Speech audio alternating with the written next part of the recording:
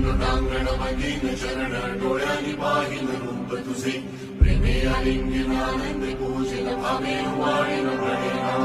त्वमेव माता च पिता त्वमेव त्वमेव बन्धुश्च सखा त्वमेव त्वमेव विद्या जगं त्वमेव सर्वं मम देवदेव कायेन वाचा मनसेन्द्रियेण ब्रह्मणा वा स्वभावं करोमि यत् सकलं तस्मै नारायणाय समर्पयामि शुभं तेषां नाम